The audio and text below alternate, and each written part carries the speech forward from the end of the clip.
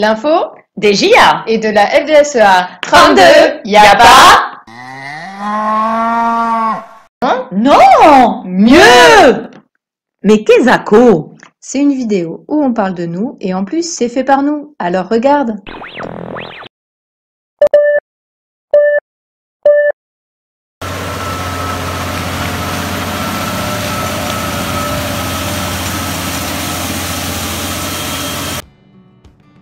Damien, est-ce que tu peux te présenter?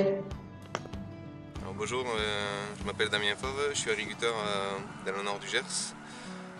J'exploite une exploitation dans le Lot-et-Garonne qui est en conversion bio depuis quelques mois. Et je me suis installé en mars 2011 sur l'exploitation familiale, donc sur Saint-Pecer, dans le Gers. Je me suis lancé dans les couverts en 2012. Quelles sont vos productions? Donc sur l'exploitation, on fait pas mal de production de semences et on teste un peu le streptil sur quelques productions de semences en carottes et en betteraves. Après, donc, nous faisons aussi des céréales où là-dessus on fait donc, des couverts avec une rotation orge-févrole, orge-soja. Pourquoi as-tu mis en place des couverts végétaux sur ton exploitation? On arrive à faire des couverts par plusieurs interrogations ou réflexions. En fait, en 2011, donc j'étais pas encore installé, donc c'était 2010, nous avons récupéré en fait des parcelles de mon grand-père qui était éleveur, donc des parcelles des vieilles prairies qui n'ont pas été travaillées depuis X années. Et donc nous on est rentré, à l'époque on travaillait tous nos sols, donc on a labouré. Et là-dessus je me suis aperçu qu'il y avait beaucoup de vers de terre, beaucoup plus que sur mes terres, enfin, les terres de mes parents.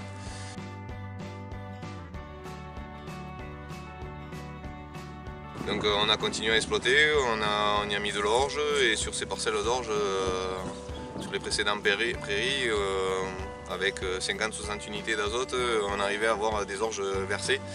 Que sur les restes des parcelles chez nous, en fait, avec 100 unités, on arrivait rarement à les verser. Donc pourquoi sur des sols qui n'ont jamais eu d'azote, depuis X années, avec 50 unités ça verse, et pourquoi sur le reste, avec 20 ans, 50, 60 ans d'engrais, en fait, on n'arrive pas à faire verser nos orges.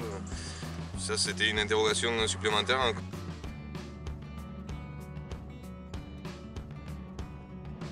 On m'a proposé de faire passer des examens de BTS semences, donc là-dessus où en fait des élèves nous posaient des questions sur la façon dont on travaillait, enfin, voilà. Et il y en a un élève m'a posé la question, donc c'était en 2012 je crois, pourquoi en fait je faisais pas de CIPAN. À l'époque c'était les CIPAN, c'était pas les couverts. Et bon, j'y ai répondu bête et méchant, comme chez nous, dans les argilos, en été, ça pousse pas, c'est sec, c'est pas possible que ça pousse. Puis voilà, une troisième question, une troisième chose qui m'interpelle, et bon, là-dedans, il y avait un jury que je connaissais, et quand il a entendu ma réponse, il m'a dit je vais t'emmener dans une réunion.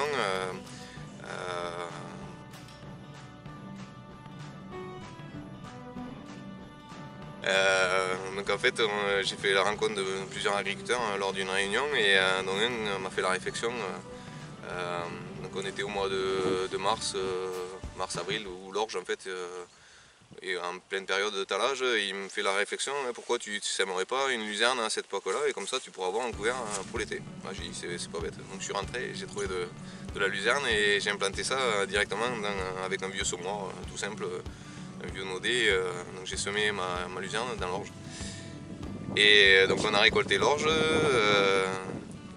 au mois de fin juin, et là-dessous on avait notre luzerne qui était implantée et qui a fait son petit bout de chemin pendant l'été, et donc on a réussi à avoir un couvert. Et bon, je me suis dit pourquoi pas, on va essayer d'implanter une févrole sur un morceau de la parcelle et faire un essai jusqu'à la récolte. Donc on a implanté notre févrole avec un peu de chance. On l'a semée au 15 août, elle a passé tout l'hiver et on a eu un couvert qui faisait 1,50 m au printemps. Donc on a semé du sorgho là-dedans, dans un couvert de luzerne qui avait poussé donc, pendant l'été, la févrole et sur une partie de travail du sol. Donc on avait fait 3 modalités avec 30 arts chacune. Et à la fin, donc, on a semé notre orge, notre sorgho et on a pesé. Et il s'est trouvé qu'en fait sur la févrole et le travail du sol, on était quasiment au même rendement. Donc là, je me suis dit, on ne travaille pas, on fait des couverts, ça pousse autant, pourquoi on s'embête à travailler le sol?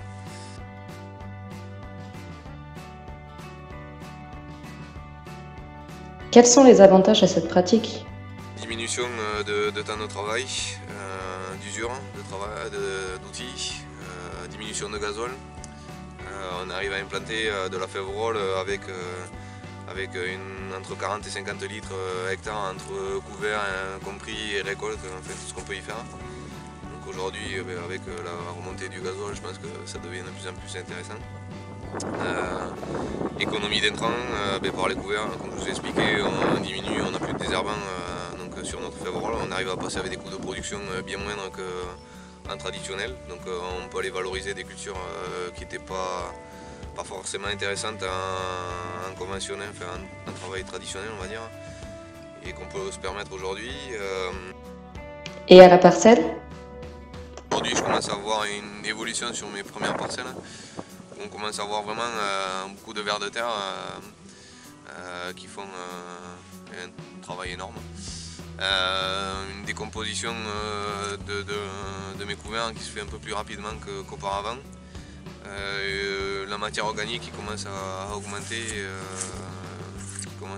ouais. Et une terre qui commence à noircir un peu. On voit vraiment de l'humus sur les premiers centimètres de terre qui s'enrichit par l'apport de couverts sur ces 6 premières années. Si on allait voir ça de plus près?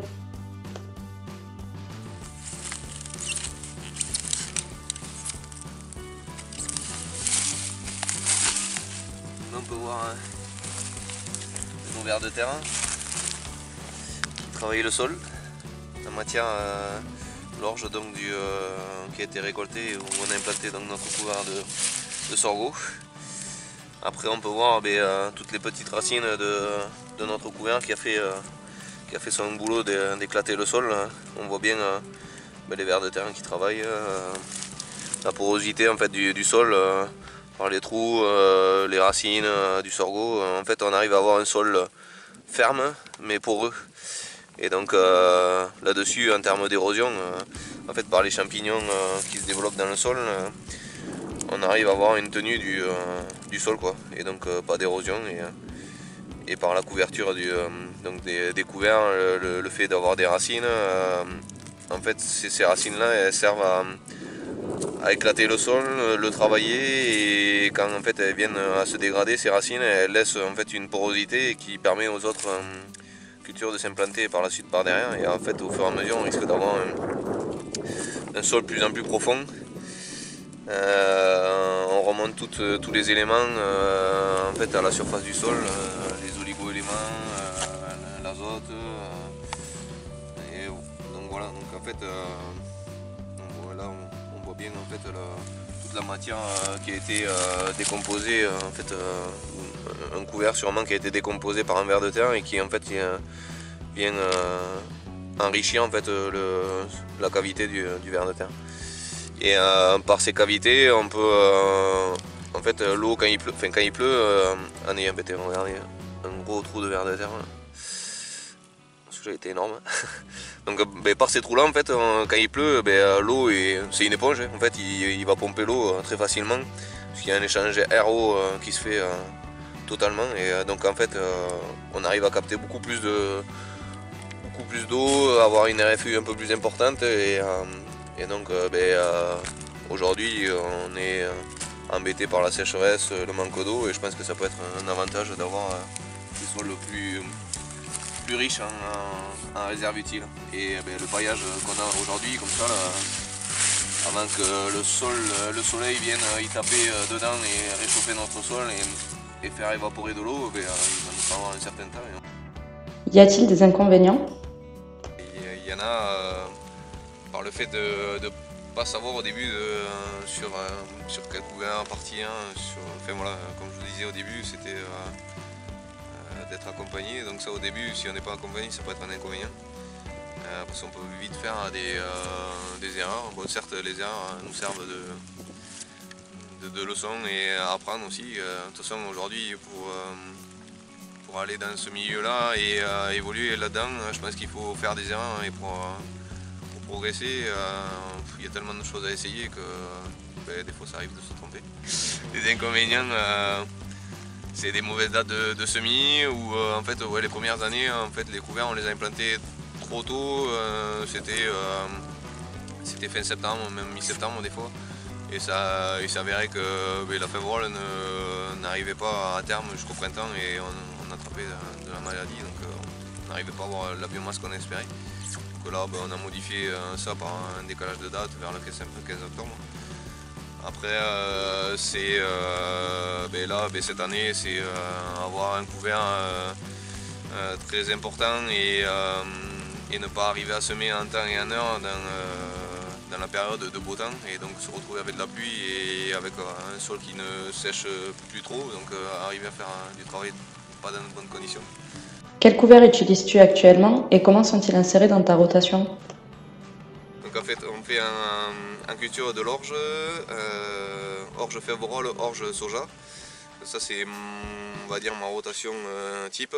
Où là-dedans on vient implanter entre notre orge et notre févrole en culture un couvert de sorgho.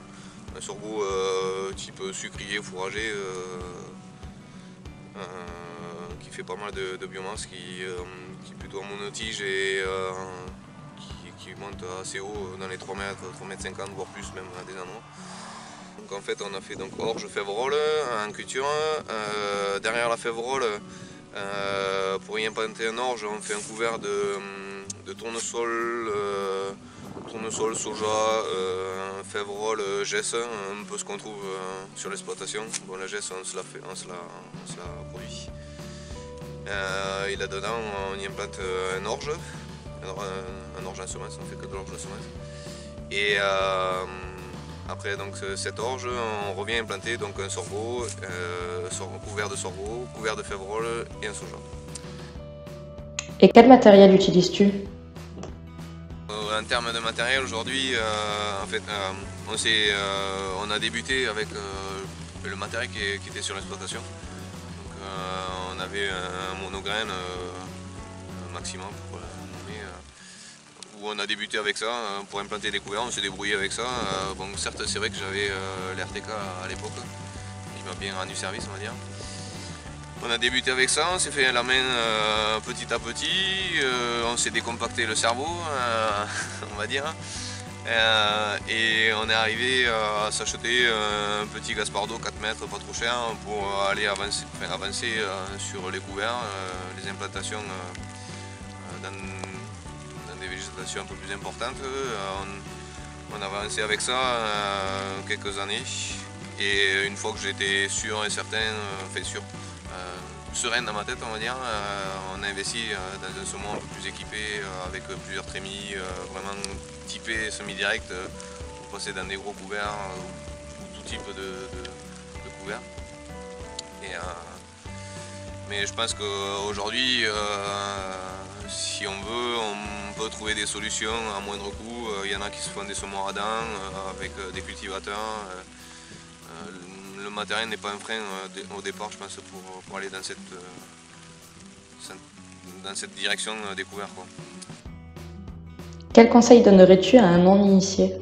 C'est intéressant de se rapprocher souvent d'agriculteurs qui ont un peu d'expérience ou d'associations, de forums agricoles et de partager et se faire accompagner. Je pense qu'aujourd'hui c'est important pour arriver à implanter ça parce que c'est quand même une méthode qui est différente. Après, je pense qu'il faut avoir aussi des parents ouverts sur l'exploitation qui puissent nous aider à tester en fait, cette méthode-là. Je pense que si on a des parents un peu fermés qui nous mettent des bâtons dans les roues, c'est pas facile pour avancer.